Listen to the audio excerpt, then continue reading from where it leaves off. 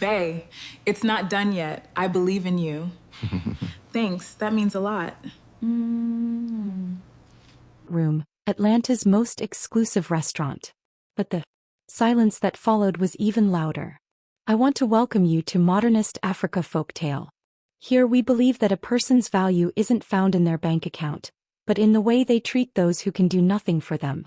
We tell stories where the humble rise from the ashes and the proud are forced to learn the weight of their choices.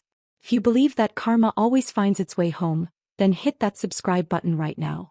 Turn on your notifications. If you have done that, Modernist Africa Folktale appreciate you. Now let's go back to the story. Zara was on her knees.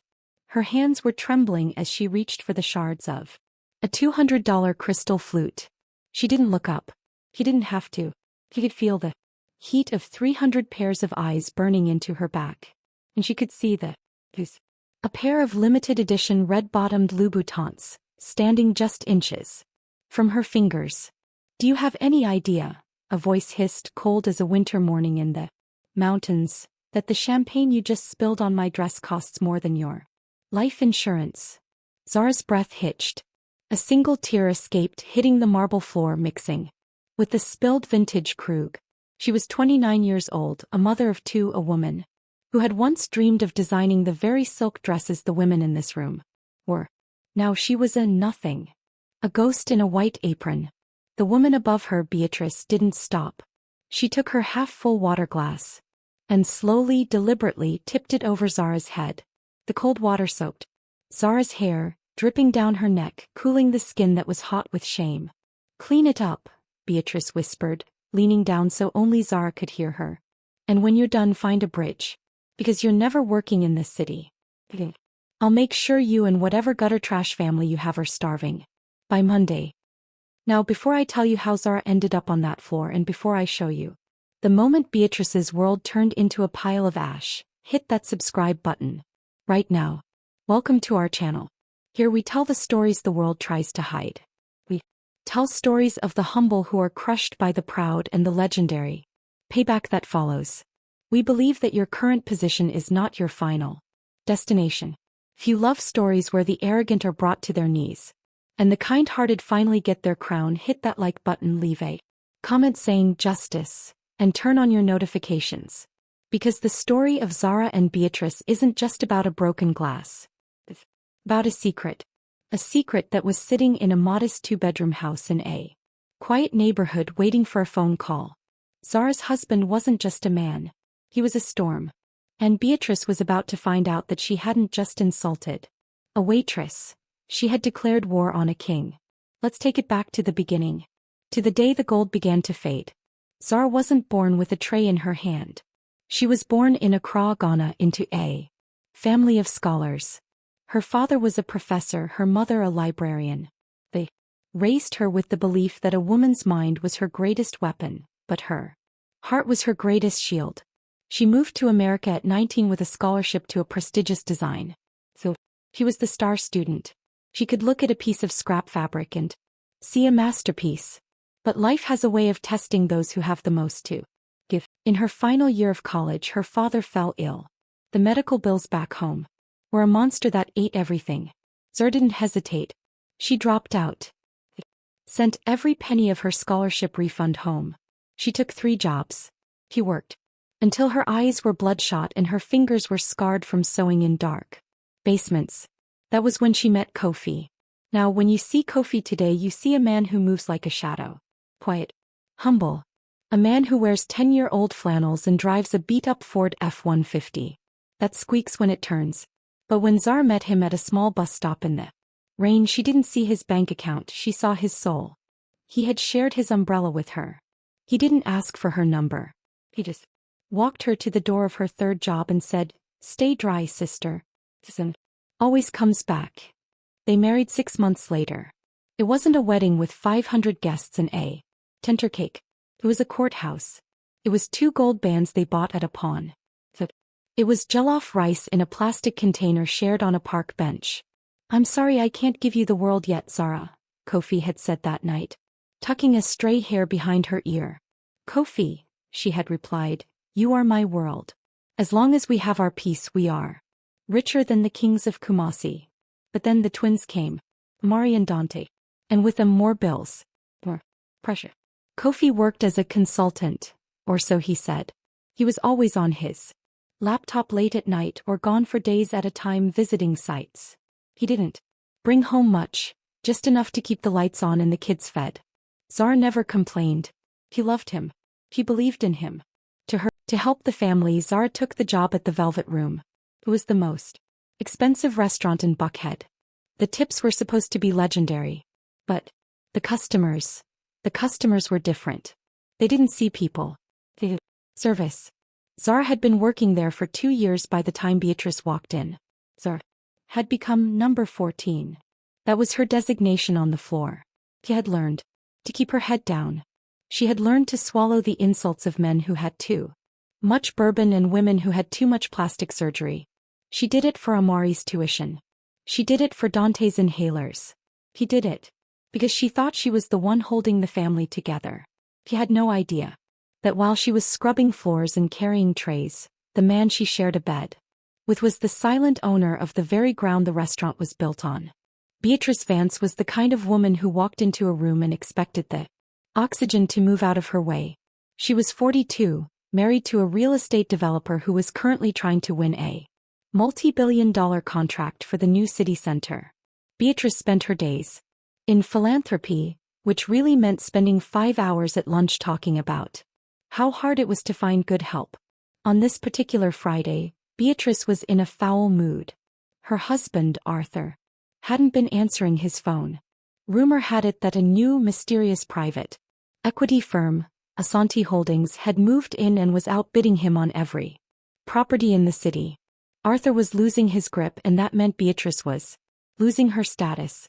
When she walked into the Velvet Room, she wanted someone to bleed. Zara was having a hard shift.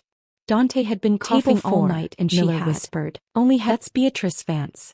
She so much as frowns, you're fired." He knows the owner. She can have this place shut down by dessert.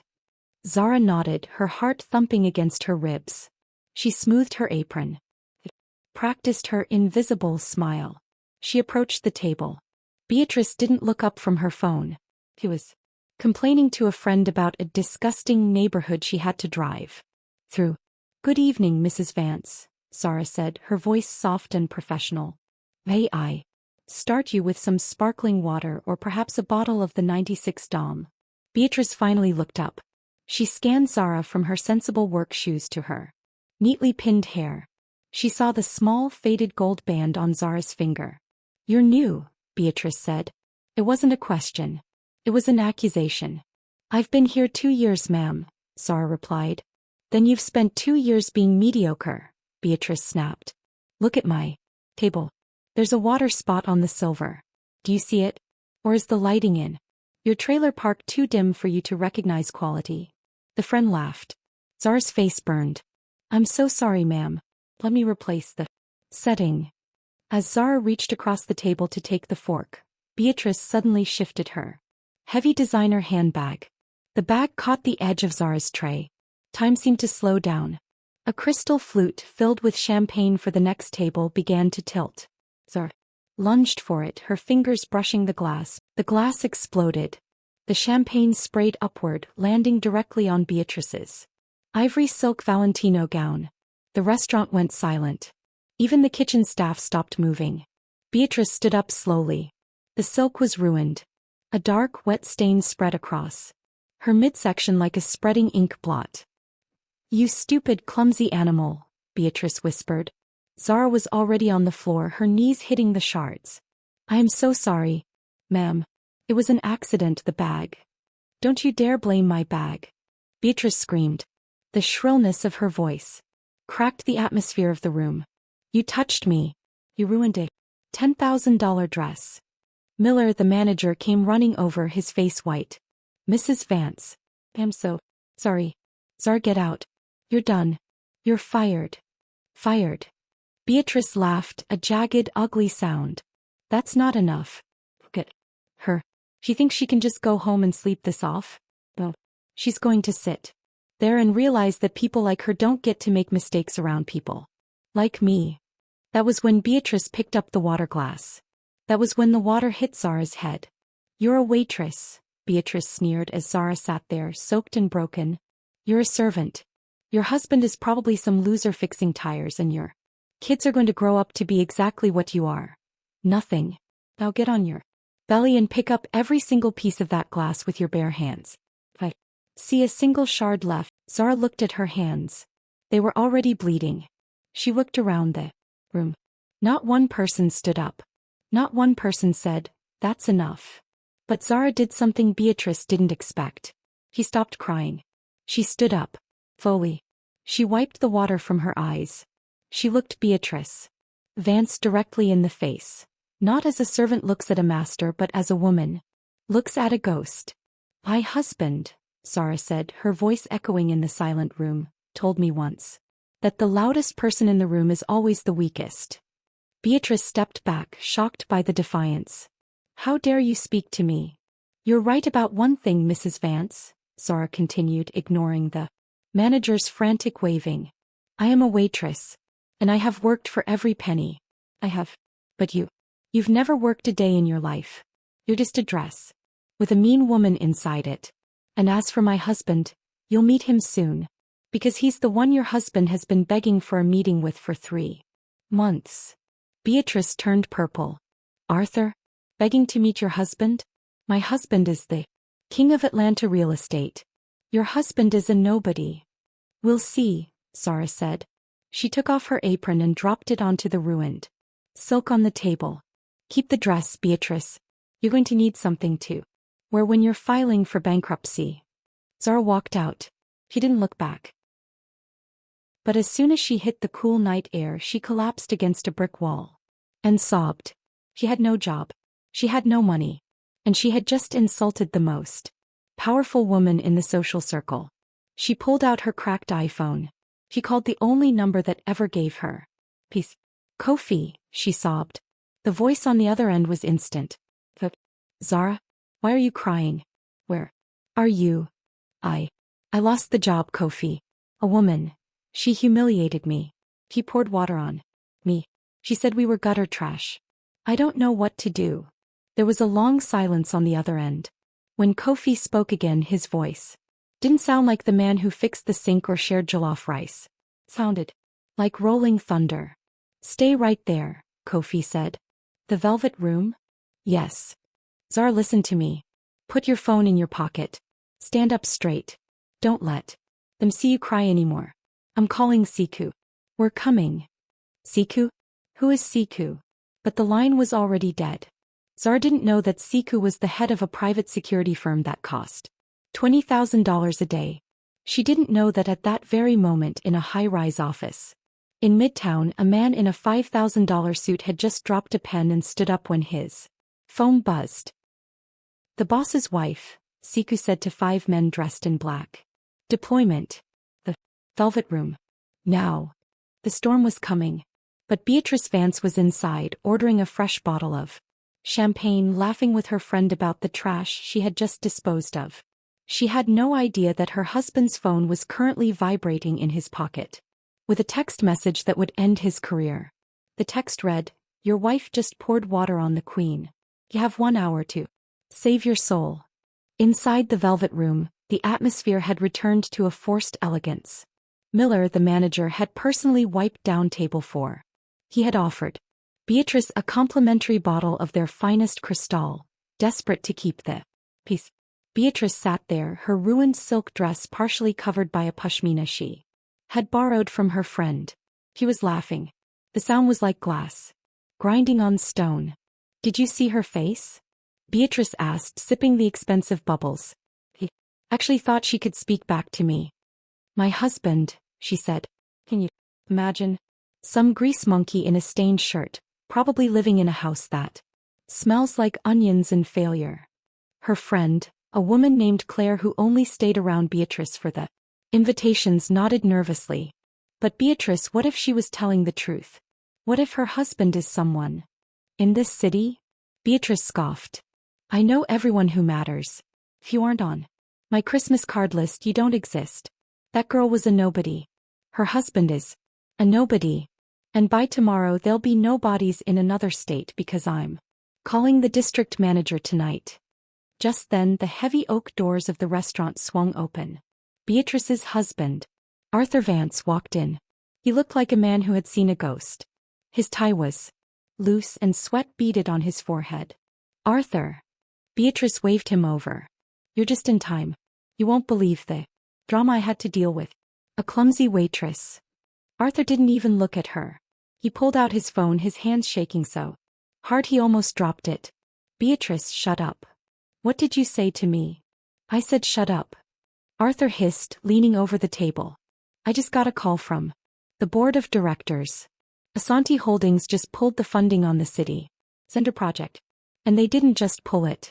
They bought the debt on our mansion. They bought the note on the firm. We're being liquidated, Beatrice. The color drained from Beatrice's face, leaving her makeup looking like a mask. What? Why? Who is Asante Holdings? I don't know. Arthur groaned. The CEO is a ghost. Nobody has ever seen him. He just goes by K. I've been begging for a meeting for months to save our skin, and I just got a text from his lead counsel. He said the deal is dead because of a water incident. Beatrice froze. Her heart stopped. A water incident? Before she could speak, the sound of a motorcade began to echo from the street. It wasn't the sound of regular traffic. It was the synchronized hum of high-performance engines. One by one, 3 black Cadillac Escalades pulled up to the curb, blocking the entrance to the restaurant. Then in the center, a silver Rolls-Royce Cullinan car that cost more than most people's entire lives slid into place.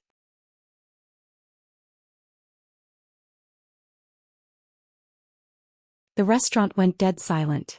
The diners peered through the windows. 2 men in sharp charcoal suits stepped out of the lead car. They didn't look like bouncers, they looked like soldiers. They walked to the Rolls-Royce and opened the back door. A man stepped out. He was tall. His skin was the color of deep mahogany, glowing under the streetlights. He wasn't wearing a flannel shirt or a worn jacket today. He was wearing a custom-tailored midnight blue suit that seemed to absorb the light around it. His shoes were polished to a mirror finish. He didn't look toward the restaurant. He looked toward the brick wall where a woman was standing, her hair still damp, her hands wrapped in napkins. Kofi. Zara whispered, her voice trembling. Kofi didn't say a word. He walked to her. He took her hands in his. Saw the blood on the napkins. He saw the dampness of her hair. In that moment, the humble man who fixed the sink disappeared. In his place stood the most powerful man in the state.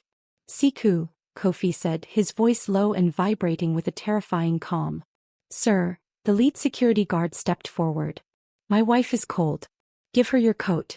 And then open the door. I believe there's someone inside who needs to see what gutter trash looks like. The doors of the velvet room didn't just open. They were held open by 2 security details as Kofi walked in with Zara on his arm. Zara felt like she was dreaming. She was wearing Siku's heavy wool coat, her hand tucked into the crook of Kofi's elbow. She looked at him, really looked at him, and saw the fire in his eyes. The manager, Miller, rushed forward, his usual arrogance replaced by a frantic desire to please. Sir, welcome to the Velvet Room. We weren't expecting. Wait. Zara, what are you doing back here? I told you. Kofi didn't even look at Miller. He didn't have to. Siku placed a hand on Miller's chest and moved him aside like he was a piece of unwanted furniture. Kofi walked directly to table 4. Arthur Vance stood up so fast his chair flipped over. Mr. Asante. Beatrice stared at the man. She looked at his face, then she looked at Zara. Then back to the man. Arthur, what are you doing? This is the waitress's husband. Beatrice, you fool. Arthur's voice broke. This is Kofi Asante. He owns Asante Holdings. He owns this building. He owns the bank that holds our mortgage. The silence in the restaurant was so thick you could hear the bubbles popping in Beatrice's glass. Kofi stood at the head of the table. He didn't sit. He looked down at Beatrice. His expression unreadable. You have a very expensive dress, Mrs. Vance, Kofi said. Beatrice tried to find her voice. She tried to find her arrogance, but it had deserted her. I It was an accident. She was clumsy. My wife, Kofi interrupted, his voice dropping an octave, is many things. Is a designer. She is a mother. She is a woman who worked a job she didn't need. He reached into his pocket and pulled out a small translucent shard of glass. He must have picked it up from the floor where Zara had been kneeling. He placed it on the table next to Beatrice's champagne. You told her to pick this up with her bare hands, Kofi said. You told her to find a bridge because she would never work in this city again. I was upset. The silk. Arthur, Kofi said, turning to the trembling man. Yes, Mr. Asante? Anything. Please. Your wife wants to know about the value of things. Kofi turned back to Zara. He reached up and gently wiped a stray drop of water from her forehead. The tenderness in his gesture made half the women in the room burst into tears. Ready to go home, Queen? He asked. Zara looked at Beatrice. The woman who had been so loud, so proud, so cruel was now small. She was nothing more than a woman in a stained dress, staring at a future that had just vanished. Wait, Zara said. She reached into the pocket of the coat and pulled out a $5 bill. The only tip she had made all night. She placed it on the table in front of Beatrice. For the water, Zara said softly. I hope it helps you start over. Where you're going to need to learn how to save. Zara and Kofi turned and walked out of the velvet room. They didn't look at the cameras. They didn't look at the whispering guests. They stepped into the Rolls-Royce and the motorcade vanished into the Atlanta night. 6 months later. The sun was setting over a beautiful glass-fronted studio in Midtown. On the door didn't say the Velvet Room. It said Zara Asante Designs. Inside, the room was filled with the sound of sewing machines and laughter. Zara was standing at a large cutting table, draped in a gold-threaded fabric that caught the light. She wasn't wearing an apron anymore. She was wearing her own vision. Kofi was there, sitting on a couch in the corner playing a game on his phone with Amari and Dante. He still wore his old flannel shirts on the weekends. He still drove the Ford F-150 when he went to buy groceries. Because he knew that the car didn't make the man. The doors opened and a young woman walked in. She looked tired. He was wearing a waitress's uniform from a nearby cafe. Excuse me, the girl said, looking around in awe. I heard you were looking for interns. I don't have a degree. I really need a chance. Zara looked at the girl. She saw the exhaustion in her eyes. He saw the stained cuffs of her uniform. She walked over and took the girl's hands. What's your name? Zara asked. Maya, ma'am. Well, Maya, Zara smiled. The first thing you need to know is that in this house you don't call anyone ma'am. We are all sisters here. And the second thing you need to know is that your hands are meant for more than carrying trays. Let's get you started. As Zara led the girl toward the fabric, she glanced at Kofi. He winked at her. And what happened to Beatrice? Some say she's still in the city, working as a receptionist at a low-end gym. Still wearing her old designer shoes that are now scuffed and worn out. Doesn't look people in the eye anymore. She's learned that the world is very small when you have a big ego. Your value doesn't decrease. Zara was a waitress, but she had the heart of a queen.